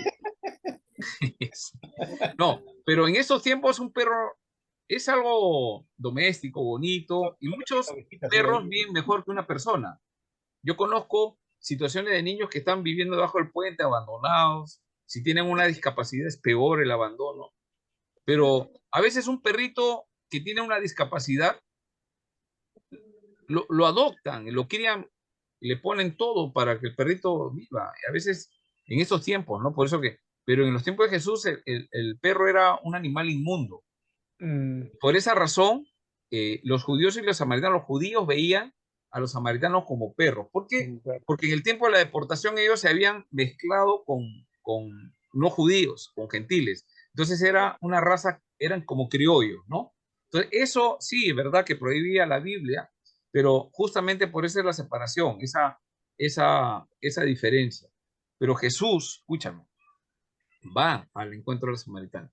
Pero pastor, pero el punto, pastor, yo veo, bueno, yo veo un tema, ¿no? Que no solamente era ir a la samaritana y demostrarle, ¿no? Que él es Jesús. Pastor, yo creo que Jesús demostró tanto el amor y la sensación de la seguridad para ella, ¿no? Que ella se sintió segura, incluso tanto cuando su pecado, ¿no? Fue expuesto, pastor. Y lo importante ahí es como que nosotros, pastor, si vamos a predicar y que haya seguidores para Cristo y darle a esas personas la esperanza de Dios, como que Jesús lo mostró a esta mujer, ¿no? Porque esta se quedó impresionada con el amor de Jesús. Incluso cuando él lo confrontó con su pecado todavía. ¿Para qué? ¿No? Para que él viera que, ¿no? Precisamente que que se haga el olvido de que hubiera preferido que todo lo demás, digamos, ¿no? Olvidar de todo cuanto ella ha hecho. Yo pienso, pastor, que esto nos da a nosotros, digamos, no mirar como la mujer samaritana, ¿no? Aquí mirar que Jesús se acercó con amor a esa mujer para que pudiera ver que ese pecado ella fuera salvada de ese pecado que tiene. Y Jesús darle también a esas personas también, ¿no? Como las demás personas que podemos predicarles. Sí, el punto ahí es que tenemos que observar un detalle más. O sea, sí, verdad que ahí está todo el amor de eso, pero en este pasaje Jesús no se menciona que es por el amor, que hubo arrepentimiento, no se menciona esos elementos que seguramente tienen que haber. Pero ¿qué cosa es lo que queda? ¿Qué es lo que registra Juan? Versículo 42. Y decían a la mujer, ya no creemos solamente por tu dicho, o sea, sí te hemos creído, pero ya no creemos solamente por lo que tú nos has dicho, porque nosotros mismos hemos oído y sabemos que verdaderamente el Cristo, es el Salvador del mundo, el Cristo. Y el punto es que pongamos la fe en Jesucristo. Ese es el punto del Evangelio. Nuestra predicación debe caer ahí. Ahí debe caer. Y haciendo esa voluntad del Señor, predicar el Evangelio, ¿no? Vamos a poder hacer la voluntad del Padre. ¿Me dejo entender? Entonces, ahora, la otra pregunta es, por ejemplo, ¿cuántos días se quedó Jesús con los samaritanos? 2 días. O mira, no solamente se encontró y ya, bueno, nos hacemos amigos, chao, que Dios te bendiga, cada uno calabaza, calabaza, cada uno a su casa. No, no fue así. Ellos le dijeron, ven. ¿Y quiso Jesús? Se quedó 2 días con ellos.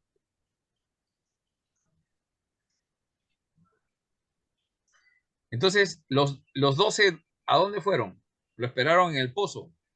Estaban con Jesús. Esos 2 días con los samaritanos. ¿Ya? Entonces, el contexto es que los samaritanos y la mujer samaritana fue el instrumento que utilizó Dios para alcanzar a los samaritanos de ese pueblo. ¿Fue un instrumento? Sí, fue un instrumento. ¿No? Donde Dios pasa por alto su pecado. ¿Cómo lo pasa por alto su pecado? ¿Cómo? O sea, el Señor, ya, tu pecado no importa, si no te arrepientes. No, eso no estamos diciendo. ¿Qué es lo que pasa por alto su pecado de la mujer? Dios tiene un plan. ¿Qué hace? A esta mujer la limpia. ¿Cómo? Por medio de Cristo. ¿Cómo? Por la fe. Ella creyó que Él es el Cristo. Va a anunciar a los samaritanos y el Señor, y todos creen. La salvación, ¿por qué es? Justificados por la fe. La justificación abarca eso, ¿no? Entonces, una de las cosas, volviendo al tema del mensaje, ¿no? El mensaje que nosotros tenemos que dar es el mensaje que el texto dice. Por eso que tenemos que tener cuidado. Cuidado nuestros énfasis. Hay 2 énfasis. Uno, nos vamos hasta el libertinaje, ¿no? El Señor perdona todo, una gracia barata. No hay problema, pequemos nomás, celebremos Halloween, esto, sí, no, no va a pasar nada. Y que los muchachos, no, sí, que tengan relaciones, total, ya que se casen y solucionan el problema. Ya, hagan lo que les da la gana. No, es un baterista que está todavía en el mundo. No, déjalo, porque ahí él se va a convertir en algún momento, ¿no? No, no, no estamos hablando de eso. Ese es un extremo, el libertinaje. Pero el otro extremo es el legalismo. No estemos en ninguno de los dos extremos, estemos en la palabra de Dios. Ese es el centro. Cuando estamos en el centro, estamos haciendo la voluntad del Padre. Una vez más, en antes Max nos recordó, ¿no? Que una de las acusaciones de Jesús, ¿cuál era? ¿Cuál era la acusación de los religiosos en contra de Jesús?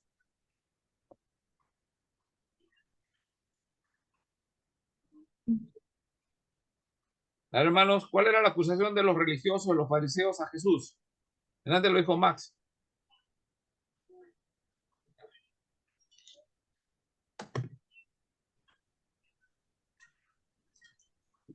¿Aló? ¿Se escucha? Pastor, no le escuchamos. ¿No se escucha? Se escucha. Sí, pastor, sí se escucha. ¿Cuál era la acusación de los religiosos a Jesús? Antes lo dijo Max. ¿Sobre el casamiento? No, no. O sea, ¿No? los religiosos lo acusaban a Jesús. ¿De qué? ¿Me escuchaban? Con los Decía De que que comía, decía como Dios. comía con pecadores, se juntaba con pecadores, ¿no? Alrededor habían prostitutas, gente de mala, con pecadores, gente de mala procedencia, ¿no? Esa era la acusación, pero es una acusación falsa, en el sentido, es que lo que decían de Jesús no era que estaba con ellos, sino lo que estaban tratando de decir que él hacía lo mismo que ellos. Esa era la acusación.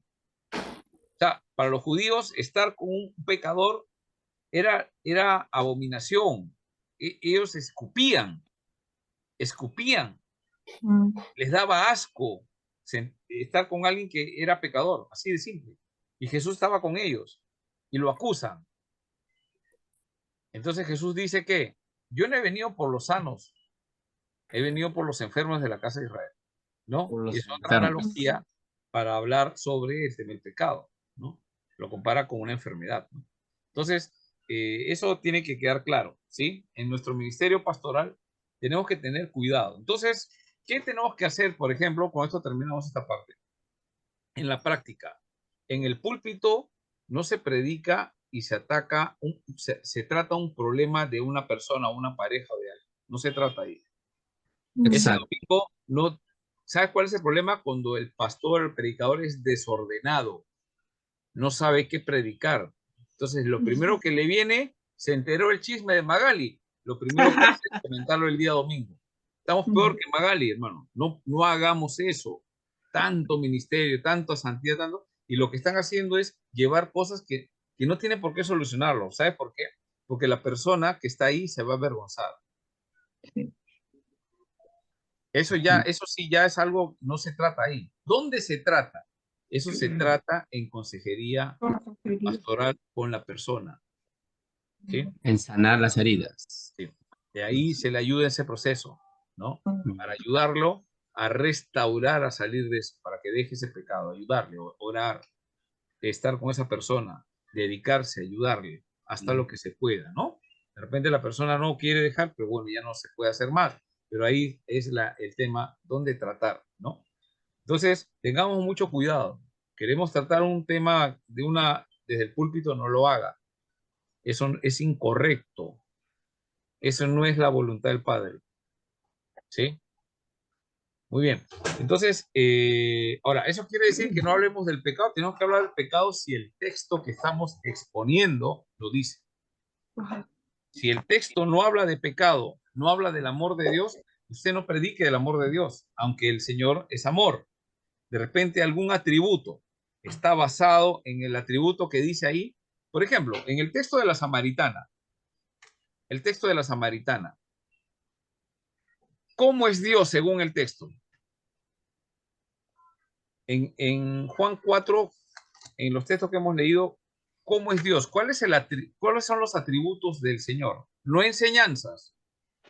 ¿Cuáles son los atributos del Señor? ¿Hay o no hay atributos? Cuando hablamos del Señor, Dios es Padre, Hijo o Espíritu Santo. En este caso está Jesús. ¿Cuál es el atributo que se nota acá? Que dice, el texto dice esto.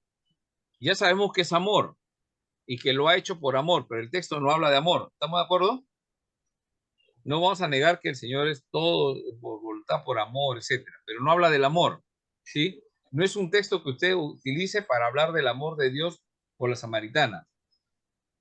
¿Sintió amor por la samaritana? Sí, pero no es el tema. No sé si me dejo entender.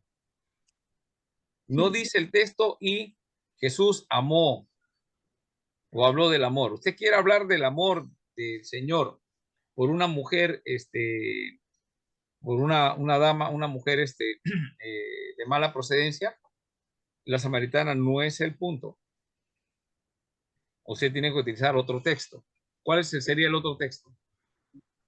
La mujer que entró a la casa de Simón y se tiró a los pies de él.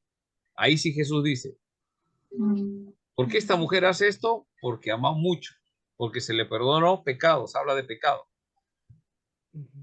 Ama porque se le ha perdonado más pecados, por eso que ama. Ahí habla de amor. Pero en la samaritana, ¿cuál es el atributo? Que menciona el texto.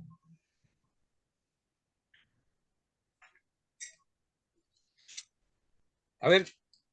Un Dios reconciliador.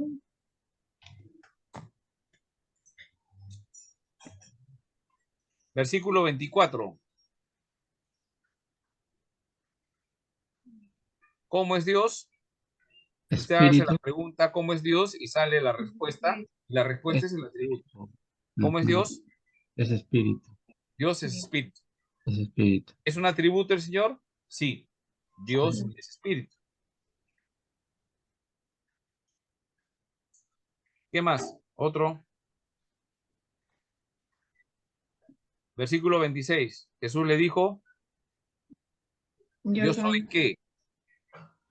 ¿Qué es Jesús? El Cristo. Yo soy. Yo soy. Eso es. Quieren que le conozcan por eso. Se revela. Ahí él dice, yo soy. Yo soy el Cristo. Por eso aquella, ¿qué? Eso es impactante. Cuando el Cristo se revela, tu vida es todo. Entonces, no le habla de amor, le habla que él es el Cristo. Yo soy el Cristo. ¿Qué más?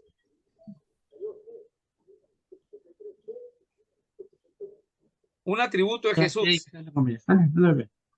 Versículo 34. Ya dice al tío la ahorita.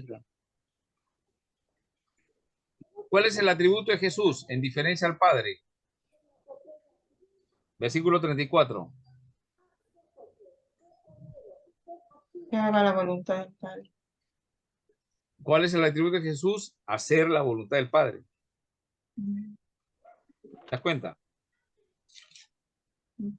¿Qué más?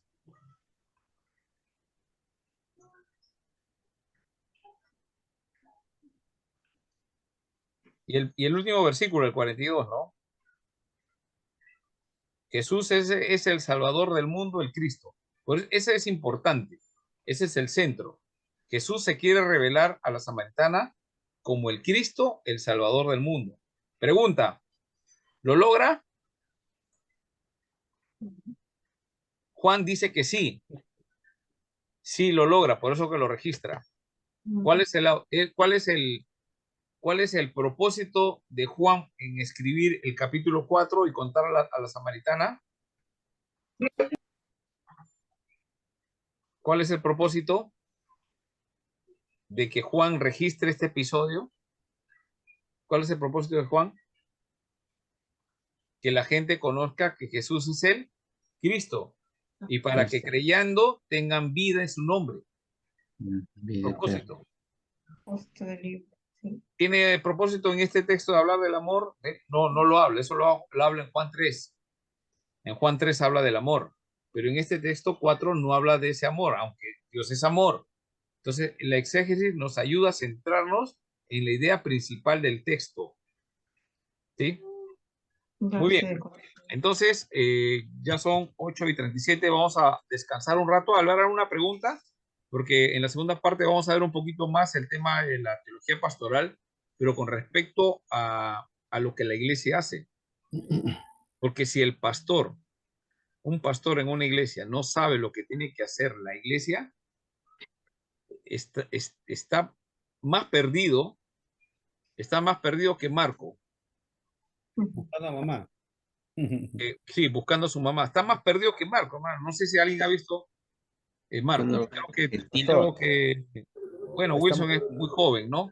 Pastor, Pero está había más un perdido. programa, ¿no? Pastor, Marco. está más perdido que sacerdote en procesión, entonces. Ajá, más o menos, ¿no? Más perdido que cuya en tómbola, ¿no? No sé. O sea, si uno no sabe para qué existe la iglesia, cuál es la visión de la iglesia, tiene que ir y tomar un discipulado en su iglesia. Y quiere ser pastor y no sabe, y quiere ayudar en el liderazgo de la iglesia y no sabe lo que la iglesia hace. Ahora, eso pasa porque hay mucha informalidad en la iglesia, ¿no? Entonces, hay mucha necesidad, ¿no? Entonces, alguien tiene un don. Ah, sí, ¿cuál es el don? Sabe enseñar, memoriza bien los textos, los estudia, le gusta estudiar, pero la iglesia no va a ser pastoreada por darle estudios bíblicos. Eso era un error mío. Yo debo confesar eso. Yo pensé que la iglesia principalmente necesitaba conocimiento de la palabra de Dios, porque y tomaba textos, ¿no? Mi pueblo pereció por falta de conocimiento, ¿no? Entonces decía, el conocimiento es lo más importante para pastorear una iglesia. Entonces, ¿qué utilicé ese texto mal usado? Porque ese texto tiene un contexto. Para pastorear una iglesia no solamente es dar estudios bíblicos, no es hablar de la reforma. O sea, usted habla de la reforma, es algo que es bueno, pero no solamente eso. Tiene que ver con más cosas. Y tiene que ver principalmente, usted pastor o líder de qué es, de una iglesia. Pregunta, ¿usted conoce bien la visión de su iglesia? Esa es la tarea. Me han entregado solamente 6. Y es sencillo, o sea, tenía que preguntarlo esto. Después que ustedes me entreguen la tarea fuera de las clases, no lo vamos a poder conversar acá. Entonces, ahí lo más seguro es que van a cometer errores. Van a seguir repitiendo los que hay. Entonces, por eso que les pedí la tarea y ahora vamos a ver un poquito ese tema de las tareas. Solamente 6 me han mandado, ¿no? Entonces, bueno, eso es Pastor, ¿no era preocupante. solamente para exponer? No, era la tarea, había que escribir nada más de la visión. Ahí está, la primera tarea era para hoy día. La tarea del libro es para la otra semana. No, sí lo hicimos. Yo hice la misión y la visión, pero ¿Ya? ¿Lo has para mandado? exponer. No lo he enviado. Ya, tienes que mandarlo para poderlo tener de una vez, ¿ya? Ah, ya. Ya, Ya, porque vamos a conversar sobre eso. ¿Y por qué es importante? ¿Por qué no hacemos en la iglesia simplemente lo que Dios me diga? Hoy día me levanto, por ejemplo, y hoy día voy a hacer clases. Voy a convertir a la iglesia en un seminario. Les voy a hablar de teología pastoral. Mañana quiero ir a la playa. Voy a hablarles de la naturaleza, de la creación de Dios y el mar. Otro día estoy con problemas, voy a hablar del sufrimiento. Otro día me he peleado con mi esposa. Voy a hablar de la falta de sujeción de las mujeres. Otro día mi hijo me desobedece. Voy a hablar acerca ¿cómo se llama? La necesidad de la amonestación y disciplina en el Señor a los hijos. Hermanos, la agenda no lo determina mi vida, no la determina su vida, la determina el Señor. Y para eso tenemos que orar, tenemos que planificar, ordenar y cumplir ese plan. Yo no sé, a veces alguno dice, no, es que Dios me dijo y preparé un texto, un sermón. Y a última hora el Señor me habló y cambié el texto y prediqué otra cosa. No sé si ha escuchado eso, ¿no? Yo digo, si es una persona que Dios le habla, podría ser, pero ¿qué pasaría si predicador o pastor o líder es emocionalmente débil? ¿Qué pasaría? Y la prédica depende de sus emociones. Porque si yo empiezo a predicar según lo que me está pasando en mi vida, voy a tumbar la iglesia, hermano.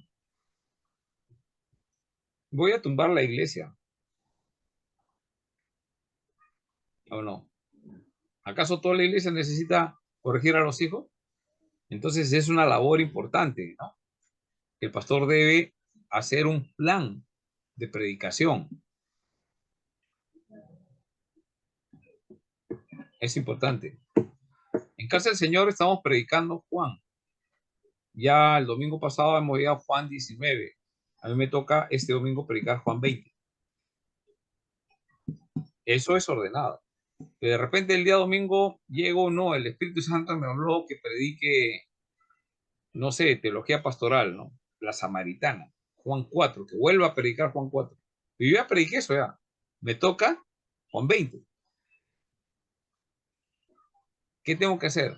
No, el Señor me dijo a última hora. ¿A quién le creo? ¿Al Espíritu Santo que me guió a la hora de planificar y a preparar el texto? ¿O al Espíritu Santo que me habló a última hora? ¿Cuál es la diferencia entre esos dos espíritus? ¿Hay alguna contradicción entre el espíritu y el otro? No se ponen de acuerdo. No se ponen de acuerdo, ¿no? Me hace trabajar una cosa y al final me hace cambiar otra. ¿Es posible? Ya. Digamos que es posible que el Espíritu Santo haga eso. Digamos, ¿cómo sé yo que es el Espíritu Santo? ¿Cómo sé cómo sé y no equivocarme? Porque si me estoy equivocando, voy a llegar al final y el Señor me va a decir, no te conozco. Cada domingo has estado predicando lo que te da la gana. ¿Tú crees que tienes que predicar sobre el pecado? Yo no quiero que prediques sobre el pecado, yo quiero que hables de misericordia. Y la misericordia tiene que ver con el pecado. La compasión tiene que ver con que las ovejas no, están como ovejas sin pastor. Están pecando. ¿Por qué? ¿Por qué en una iglesia pecan más? Porque no hay un pastor que les esté ayudando, no está orando por ellos. No, pero es el labor de sus padres. Pero pues si sus padres no son creyentes, estamos haciendo en el ministerio pastoral algo. Estamos en la escuela dominical, los maestros se encargan de las cosas que no es todo. La escuela dominical, hermanos, ¿acaso la escuela dominical planifica capacitar a los padres bíblicamente para que sean padres bíblicos? Los que escuchan a Paul Washer. Eso dice Paul Washer. ¿Qué cosas es lo que escuchan ustedes? Escuchamos las cosas donde chanca con el pecado, pero no, todo es una predicación. Él habla mucho acerca de los errores de los hijos, es culpa de los padres. ¿Por qué los padres no saben guiar a sus hijos? Porque la iglesia, el pastor de la iglesia, los líderes no están capacitando a los padres para ser buenos papás, buenas mamás.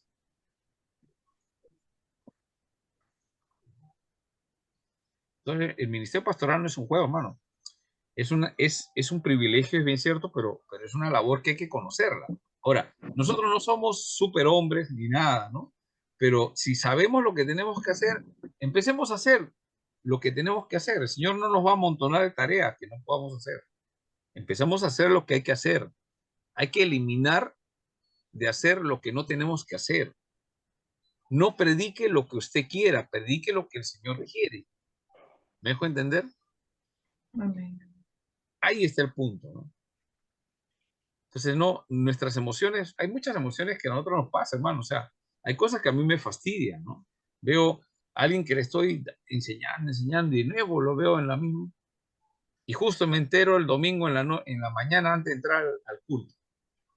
Tal, ha hecho esto. Entonces, mi emoción va a cambiar. Entonces, en vez de predicar para poder ayudar a las personas, voy a estar con eso. O sea, emocionalmente soy débil. Un líder, un ministro, un pastor, no debe ser emocionalmente débil, debe ser fuerte emocionalmente. ¿No? La tristeza no debe gobernar su corazón. ¿O sí? Entonces sale a predicar todo triste, hace llorar a la gente, toda la gente llorando sale. En vez de salir con esperanza, salen llorando que, mira, hasta el pastor está allá hasta las patas, ¿qué será de nosotros? ¿No? Otro sale predicando el pecado, el pecado, el pecado. La gente sale, se suicidará, pues no, porque no puede hacer, pero si tú predicas esperanza, ese balance entre nuestra situación caótica, pero hay una esperanza en Cristo Jesús y Dios puede hacer esa obra, pero tú tienes que consagrarte, entregar, poner tu fe, leer la palabra, orar. Vamos a orar juntos, hermano. Usted no sabe, venga el miércoles, yo voy a estar en esto. Cambia las cosas o no. Entonces, hay un pastor que sale molesto a predicar ahí, tan molesto con todos. Hermano, si yo salgo a predicar así, nadie me hace preguntas. ¿No? Yo veo un pastor que sale asado gritando, santidad, santidad, hijos del diablo, pucha, que ¿para qué le voy a preguntar si todo lo que me ha hecho mi vida, ¿no? De repente le pregunto algo y ahí nomás me manda ¿para qué le voy a preguntar si ya sé lo que me va a decir? ¿Me dejo entender? Está molesto. Pero si veo alguien que está predicando, entonces yo me acerco y le digo, mire, esta situación estoy viviendo, ¿qué puedo hacer? Y hay oportunidad para una consejería personalizada, ¿no? Entonces, la predicación no es no es así nomás, ¿ah? ¿Ya? Entonces hay que saber sazonar con sal. El otro día les dije, ¿no? Saber sazonar con sal, ¿no? Eso es importante, ¿no? Muy bien. ¿Alguna pregunta?